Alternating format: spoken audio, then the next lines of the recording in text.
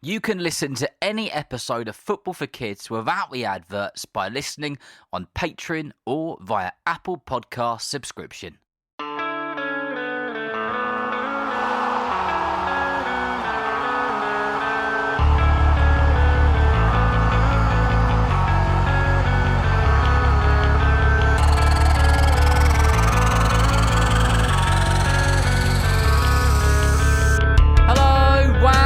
Welcome to the Football for Kids podcast with me, Darren Rees, and welcome to this two-part episode on the absolutely phenomenal Ollie Watkins.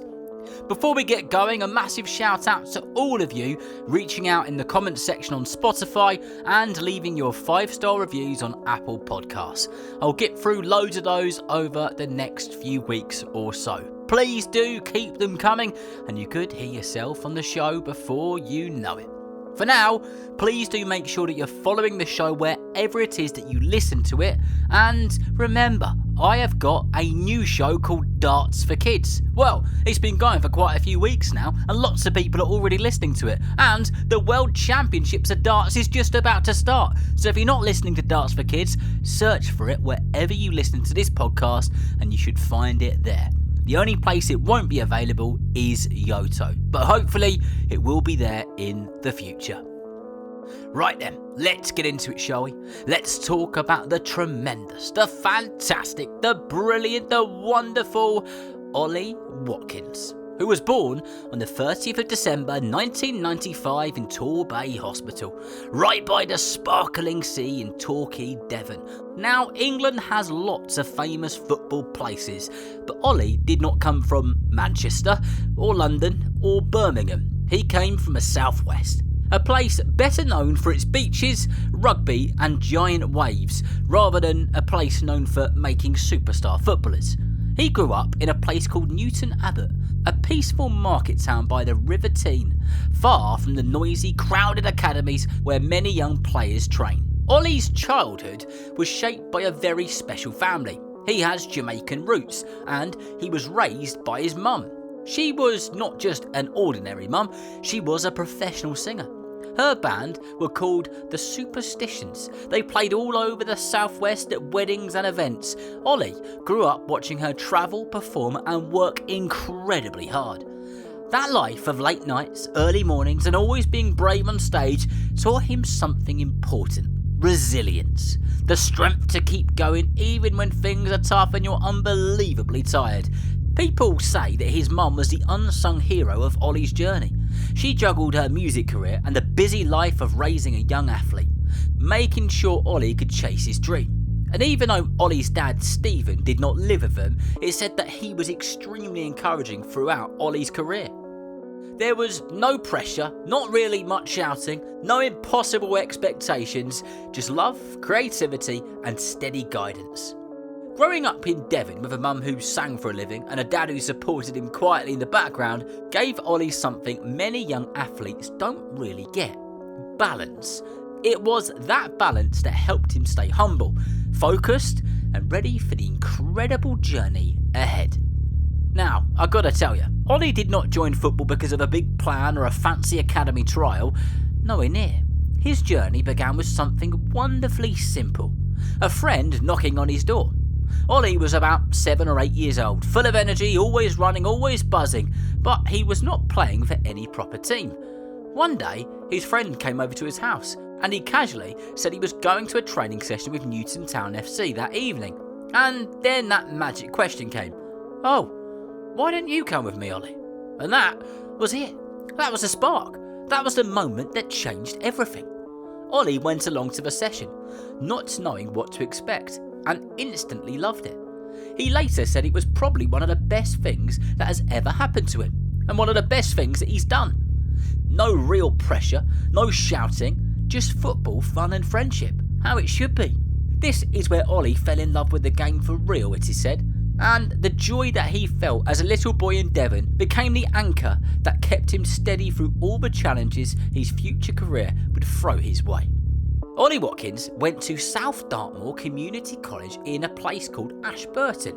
And without anyone realising it at the time, the school was turning into a bit of a mini factory for future footballers. Ollie shared the corridors and the playgrounds with Matt J and Jamie Reed, two players who would also go on to become professional footballers.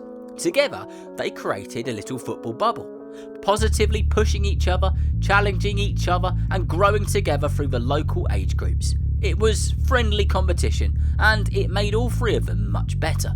But Ollie's journey was far from smooth, and if you've been listening to this podcast for quite a while, you would have worked out that very rarely is there a smooth journey. When he was 9 years old, he got his first taste of how tough academy football could be. Exeter City, the biggest club in his region, scouted him and invited him for a trial. The moment he arrived, everything felt, well, let's just say different. Gone was the freedom of Newton Town, now it was all structured, drills and discipline. Ollie later admitted something important. He said he felt he was as good as the other players, but he struggled to concentrate in the right way. He was used to the playground chaos, the tricks and the fun, not the strict tactics or the routines which he was now experiencing. After the trial, Exeter City told him to come back in about 6 weeks, but his parents made a brave and, let me say, a clever decision. They knew that 6 weeks would not magically change a 9-year-old boy, and they worried the pressure might cause the joy out of football for him. So they did the right thing, and they said no. Ollie returned to grassroots football for more than 2 years, playing, laughing and learning at his own pace. It turned out to be one of the most important decisions of his entire life. Instead of being pushed too early and risking burnout, Ollie developed confidence and love for the game even further. So, when he finally went back to Exeter City as an under-11, he walked in feeling ready, excited, and really importantly, he walked in full of belief. He was there on his own terms, and that made all the difference. When Ollie Watkins returned to Exeter City's academy as an under-11, he arrived determined to show everyone what they had missed, and he did it in style. He remembers that first session perfectly. He kept flicking the ball over people's heads like a street football magician, and it's said that the head of development at the club took one look at Ollie Watkins and he was signing on the dotted line. But his journey through the academy was not quick, and my goodness, it wasn't flashy either.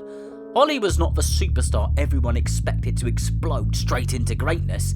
He grew slowly and quietly, like a tortoise rather than a cheetah. While kids in big cities are surrounded by scouts and pressure, Ollie lived a different type of life. He lived on the fringes of football, far away from the spotlight so many experience. And it's said that one of the most important people in his development was a man called Simon Hayward. He was Exeter City's academy manager. Hayward had watched Ollie since he was 9 and he knew how talented he was. But he also knew that he was not quite ready when he first arrived.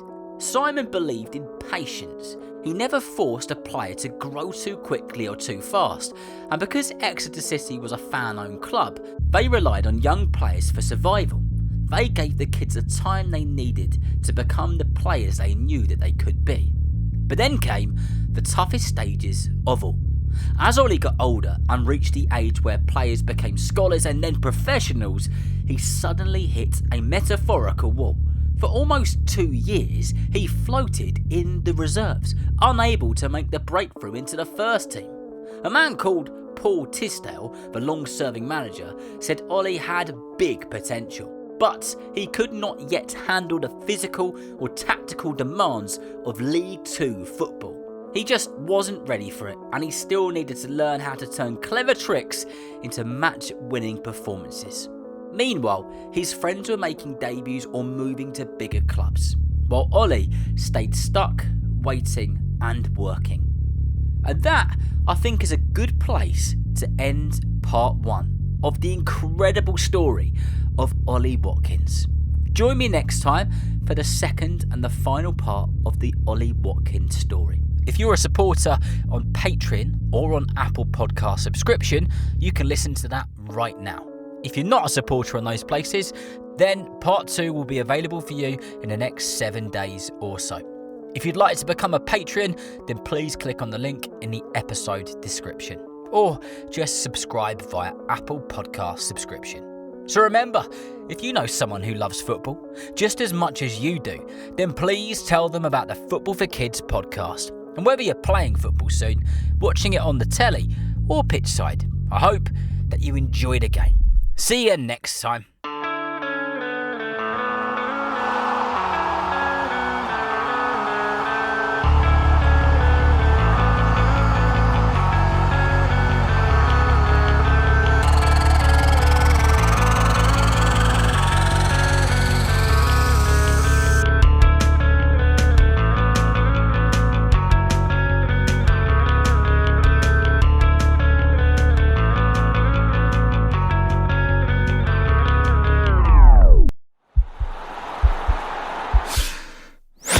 This podcast is part of the Sports Social Podcast Network.